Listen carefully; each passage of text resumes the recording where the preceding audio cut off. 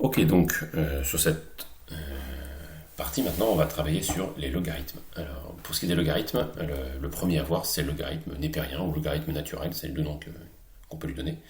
Il est défini comme étant en fait la primitive de la fonction, alors 1 sur x en général, hein.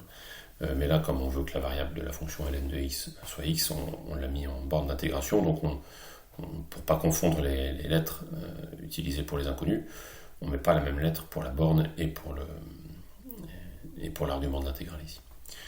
Donc ln de x, c'est la primitive de 1 sur t dt, d'accord, prise entre 1 et x en fait.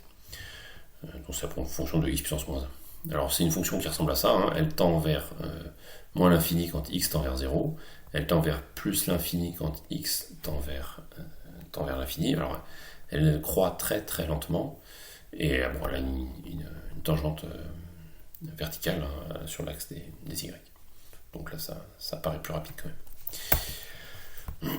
Ensuite, c'est plus rapide. On voit immédiatement du coup, hein, que ln de x est inférieur à 0 pour x inférieur à 1 et supérieur à 0 pour x supérieur à 1. D'accord. Alors ça vient directement de sa définition. Si on fait un peu attention, quand x est supérieur à 1, on est en train de prendre une intégrale dans le sens direct, si vous voulez, en allant de la gauche vers la droite. Et donc ça, sur la fonction 1 sur x, ça veut dire qu'on va effectivement prendre l'air va être compté positif. Si on intègre entre 1 et un nombre inférieur à 1, on va vers la gauche, compris du coup entre 1 et 0. On va vers la gauche et du coup l'air va être prise comme étant négative. C'est de là que vient ce changement de signe à 1, et que ln de 1 fasse 0, c'est immédiat de la définition, intégrale de 1 à 1, l'air sous la courbe, si vous prenez juste un point, est nul, il n'y a pas d'air sous un point. Voilà. Donc toutes ces propriétés du log viennent assez spontanément de sa définition. La dérivée du log, ça a été construit pour ça, c'est 1 sur x. D'accord. Et ensuite, si on veut une primitive de 1 sur x sur r étoile, on va considérer ln de valeur absolue de x. Donc ça, il faut faire attention à ça. De temps en temps, on va avoir besoin d'inclure des valeurs absolues si on veut préserver, entre guillemets, le domaine de définition suivant les besoins, suivant ce que dit la fonction. Donc il faut éventuellement prêter un peu attention à cet aspect. Et pour finir, pour ce qui est du log népérien, c'est ces propriétés qui sont hyper importantes, il faut absolument savoir par cœur. En chimie, elles servent absolument tout le temps.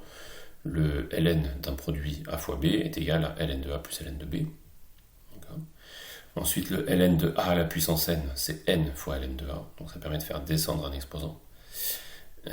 Et une forme qui va nous servir tout particulièrement en chimie, alors qui revient absolument tout le temps là. Par exemple, le pH, si vous savez ce que c'est que le pH, c'est moins log de la concentration H+, c'est ce qu'on appelle le cologarithme de la concentration ou de l'activité en H+. Donc c'est vraiment une fonction qui va revenir tout le temps. On pourra parler de pK, de pH, de PCU, de pKs, etc. Toutes ces grandeurs-là sont définies par le cologarithme d'une autre grandeur en fait. Et donc ce cologarithme, c'est que ln de 1 sur x est égal à moins ln de x. Il faut se rappeler que 1 sur x c'est x puissance moins 1, et donc ça revient bien à appliquer cette relation-là. X puissance moins 1, c'est moins 1 fois ln de x. Enfin, ln de x puissance moins 1, pardon, c'est moins 1 fois ln de x. Et donc on a bien quelque chose qui est cohérent avec cette définition. Et finalement, la valeur pour laquelle le logarithme vaut 1, c'est le nombre e, qui vaut à peu près 2,718. Voilà. Ensuite, on va pouvoir utiliser un autre logarithme de façon très fréquente également, c'est le logarithme décimal. Donc il faut voir simplement comment il est défini. Alors pour sa notation, il est noté log généralement en français. Et parfois on verra aussi log indice 10 pour dire log base 10, parce qu'on peut définir des logarithmes dans n'importe quelle base numérique. Sa définition, donc le log de x, c'est égal à ln de x divisé par ln de 10. C'est comme ça qu'est défini le logarithme décimal. Donc la dérivée de logarithme décimal, c'est la dérivée de ln de x multiplié par 1 sur ln de 10, donc ça nous fait 1 sur x ln de 10. La propriété, c'est qu'ici on voit immédiatement que log de 10 vaut 1, puisque si on met ln de 10 sur ln de 10, on obtient 1, et donc log de 10 vaut 1. Et log de 10 à la puissance n, puisque le n va sortir du logarithme népérien si on est là, ça nous fera n fois ln de 10 sur ln de 10, ça fera n fois 1, ça fera n.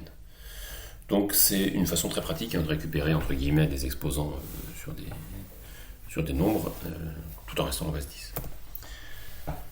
Et après, même propriété que pour le logarithme népérien, c'est que log de a plus log de b, c'est log de a fois b, et voilà. Okay. Maintenant, dans cette partie, on va discuter des exponentielles. Alors la première fonction exponentielle, c'est celle qu'on appelle exponentielle en tant que telle. qu'on va noter exp de x ou e puissance x, suivant ce qu'on préfère, il n'y a pas de règle là-dessus. Et donc on l'a vu tout à l'heure, c'est la fonction réciproque de la fonction logarithme népérien. Du coup, elle a l'allure de cette courbe en bleu ici. Elle va très vite vers 0 quand x tend vers moins l'infini, et elle va très vite vers l'infini quand x tend vers plus l'infini. Voilà. Ensuite, c'est une autre façon de définir cette fonction du reste. Sa propriété, c'est qu'elle est égale à sa dérivée. La dérivée de exponentielle x, c'est exponentielle x. Donc c'est une fonction qui est sympa de ce point de vue-là, quand on fera de la dérivation, de l'intégration. Alors, ça peut être sympa pour l'intégration, mais en tout cas, en dérivation, c'est plutôt agréable. Après, pour ce qui est des propriétés très importantes là aussi, c'est que exponentielle de a plus b, c'est égal à exponentielle de a fois exponentielle de b. D'accord. On peut transformer, pour cette fois-ci, une somme en produit, ou un produit en somme. Et découlant du reste un peu de ça, exponentielle de moins x, c'est égal à 1 sur exponentielle de x. Voilà, ça interviendra aussi très souvent.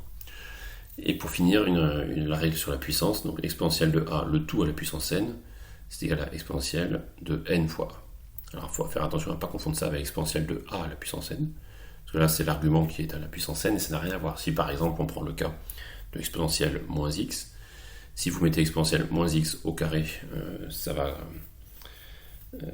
donner bien des valeurs de l'argument qui pourront devenir négatives. Si vous prenez le carré de moins x, ça va faire en fait x carré, et là l'argument ne pourra plus être négatif, il n'y aura que des nombres positifs, quelle que soit la valeur de x.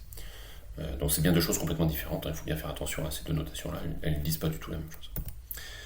Ensuite, il y a d'autres types d'exponentielles qui sont les exponentielles de base a, comme il y avait des logarithmes de différentes bases. Donc de base a en général, elle est définie comme étant a à la puissance x, et elle s'écrit exponentielle de x ln de a. Alors il faut d'abord voir si ça correspond bien à ça. On se rappelle que pour le log, on avait dit que n fois log d'un nombre, c'est faire rentrer le n dans le log et le mettre à la puissance. Donc là c'est pareil. On fait rentrer le x dans le log et ça fait a à la puissance x, et ça fait exponentielle de ln de a à la puissance x. Exponentielle de ln, les deux fonctions étant réciproques, elles se compensent, elles disparaissent. Et donc ça fait bien a à la puissance x. Voilà.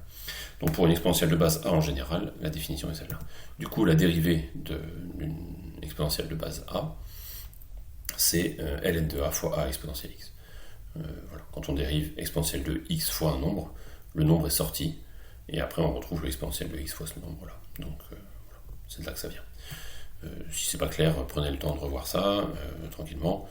Et si vous ne parvenez pas à l'éclaircir, on pourra en discuter de toute façon quand on traitera les dérivés au chapitre suivant. Après, les exponentielles de base 10, donc là c'est 10 puissance x, et donc c'est une sous-partie en fait de cette considération-là. Les 10 puissance x c'est égal à exponentielle de x fois ln de 10. Alors cette forme-là, on peut en avoir besoin si x est un nombre qui n'est pas entier. Si c'est un nombre entier, ça n'a rien de mystérieux, ça vous donnera le même résultat, 10 puissance 4, ça vaut 10 000, et puis c'est tout. Vous pouvez l'écrire comme ça, ou comme ça vaudra toujours 10 000.